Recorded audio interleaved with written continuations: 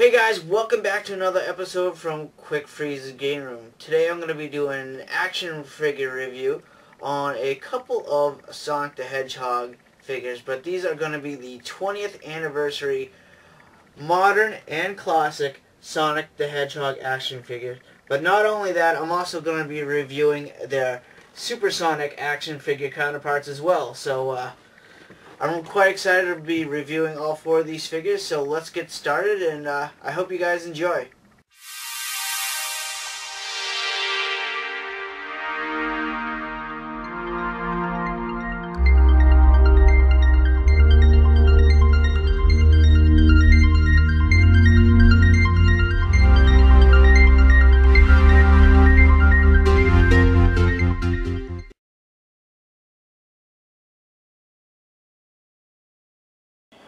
Alright guys, here we are. We got both the modern and classic Sonic still in the package. I figured I'd just show off the package off a little bit before I open these things up.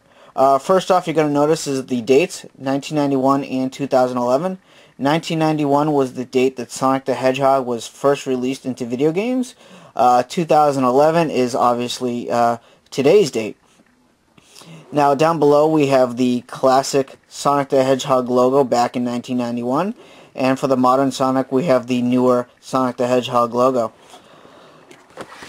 On the back of each packaging, we have the 20th anniversary Sonic the Hedgehog logo, and we have a picture of both classic and modern Sonic on top of the packaging. Now, the bio on the back of each box is the same for both figures. So that's it. That's basically the packaging of both figures. So let's open these things up and I will show you the figure in detail. Alright guys, here we are. We have the classic Sonic out of the package, and I must say this is a very beautiful figure. They got all the details of this figure correct. They got nice little buckles on his shoes. The paint job is amazing. They gave Sonic a little smirk, you know, kind of give him a little attitude there, but it's a very nice figure. The figure itself, it's made of, especially the head, it's made of a kind of like a squishy plastic. I can squish his little quills in a little bit, but they, you know, not that much. The body, made of a much harder plastic. I cannot push that in at all. Same with the shoes. But yeah, this is a nice figure. It has a lot of articulation as well. The arms, they kind of rotate up and down, and that's pretty much, and they're very thin arms, so like I don't want to try to bend them in any other direction because in fear of breaking them off. I don't know how brittle they are, and I don't want to test that out. But the arms themselves, they have very good articulation going up and down motion. The legs, again, very good articulation. They can almost rotate 360 degrees, sort of. They can go up and down, so you know they're very loose. They're not. I'm not fighting the figure at all to try to move them. So as you can see on the chest area here, there is some articulation where you can rotate Sonic's waist left and right.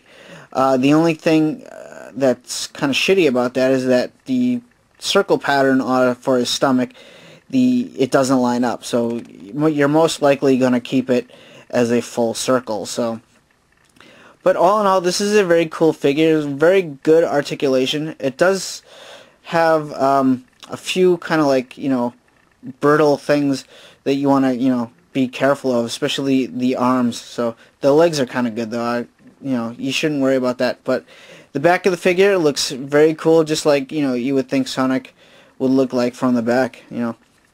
But all in all, this is a very cool figure. I do like the articulation in the legs very much, so you can kind of put them, you know, you can make them run a little bit. The only other thing is if you want to try to stand this figure up, since Sonic kind of has a big head, you kind of have to position him. He's a little hard to position if you just want to have him standing up because he does have a big head. But there you go. He does stand out quite nicely. The head itself, since it's kind of a big head, it does not rotate up and down, but it does rotate left or right. So you can have him looking left or right depending on where you position him. But since he does have a big head, you kind of have to take that in consideration when you're trying to stand him up on the table. So you know, he might always be looking down. So But yeah, that is the classic Sonic the Hedgehog figure. Let's go ahead and look at the modern Sonic and see how he compares. Alright, here we are. We got modern Sonic out of the package, and I must say, just like the classic figure, he looks very, very cool. He is a lot taller, a lot leaner, a lot skinnier than the classic Sonic. You know, that's because he's updated. Now, you know, just like before with classic Sonic, his head does kind of squish in a little bit. You do have to press down quite hard, but you can squish those in a little bit. His stomach and his boots and his hands are made of the hard plastic. You cannot push those in quite all. But he is basically just like the classic Sonic. But he is painted a different shade of blue. It's a lot darker blue than the classic Sonic. His hands are open, where the classic Sonic had a closed-fisted hand. I guess if you want to position him when he's doing those free fall segments in the game, I guess you could do that. But yeah, he is a very, very cool figure. He has pretty much all the same articulation as the classic figure, especially in the arms. They rotate up and down. You know, they can rotate 360 degrees. You do want to kind of be careful because they are skinny again, just like the classic Sonic. You know, but they do what they're supposed to be doing. They're, you know, they move up and down. The articulation in the waist is still the same, where you can rotate it left or right, but it does mess up the pattern in his stomach, so I will most likely try to keep it as, you know, matching or perfect as much as possible. The legs are basically the same, but there is one addition that this figure has over the classic Sonic, and that is knees. The classic Sonic does not have knees, so you can actually bend his knees now, so that's kind of cool. So this figure is very, especially in the limbs, it's very loose. You know, it's very easily movable, but that could also mean it's easy to break or snap off, so you kind of want to be careful about that. The back of the figure, nothing really special about the back of the figure. Very detailed, just like you would think Sonic the Hedgehog will look like from the back. So, but, you know, it's the same exact figure as the classic Sonic. It still has that nice smirk that the classic Sonic had. The only issue I have with this figure so far is if you want to stand him up, he's very hard to stand up, where if you actually do get him in a position to stand up, if you just tap him, he will fall over. And that is because Sonic has a large head, especially in the back. There's a lot of weight. So if you want to try to stand him up, you kind of have to stand him up where he's looking almost straight down. And there you go, he just fell over. So he's very hard to stand up, which is kind of a huge disappointment for me. But you know, it's understandable. He has a big head, but I don't know why they didn't try to fix this problem as much as possible. Maybe they could have gave him a lighter head. I don't know, but he is very hard to stand up. And when you actually do get him to stand up, it's almost like he's looking straight down. So that is kind of like a main issue I have with this figure, and kind of like the classic Sonic has the same problem, but this one is a lot more worse. So, but yeah, there is the classic and the modern Sonic. Let's go ahead and look at the Supersonic forms of these figures and see how they also compare. Alright, now on to the Supersonic counterparts of the normal Sonic figures. Just showing off the package a little bit first. Right there in the middle we have the 20th anniversary logo. We have no special logo from the games below each figure, but they are identified as Supersonic Classic and Supersonic Monarch. Right here we have a sticker saying it's an exclusive figure to Toys R Us, so you can only get this figure at Toys R Us. On the back of the figure, just like the normal or the blue figures, we have the 20th anniversary logo in the middle. We have a picture of modern Sonic up top. And the bio for Sonic is the same exact bio for the normal or the blue Sonic action figures. So let's go ahead and open this thing up and see how they compare with the blue figures. Alright, here we are. We got both the Supersonic versions of the classic and modern Sonic out of the package. And I must say, these look beautiful.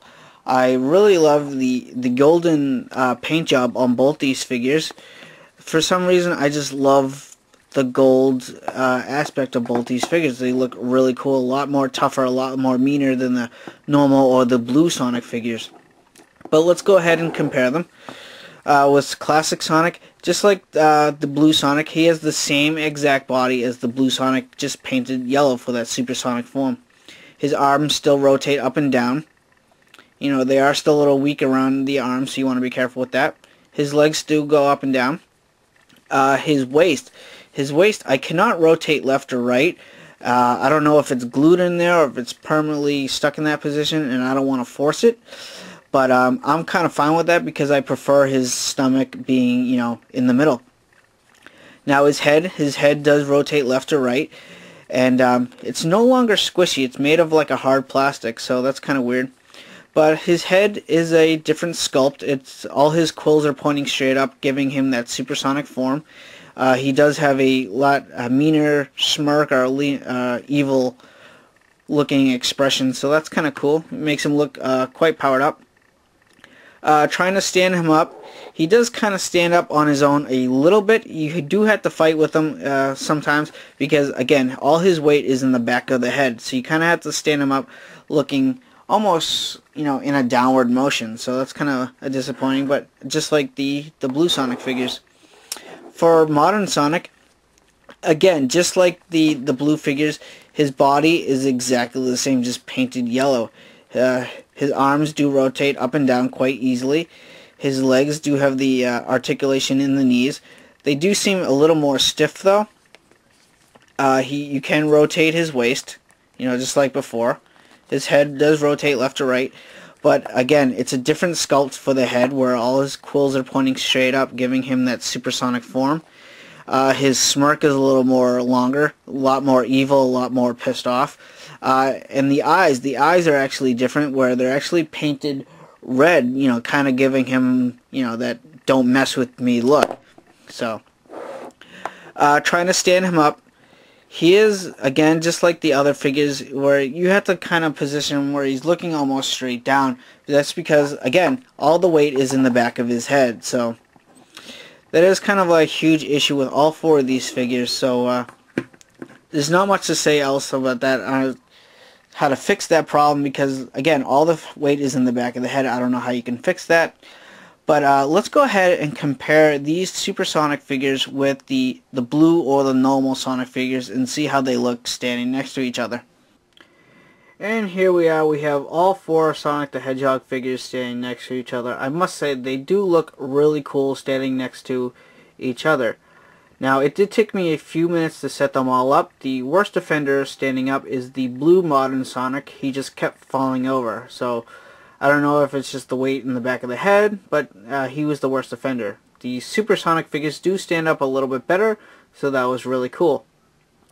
But that's it. That is my review of all four of the Sonic the Hedgehog 20th anniversary figures. I hope you guys enjoyed this review, and thanks for watching.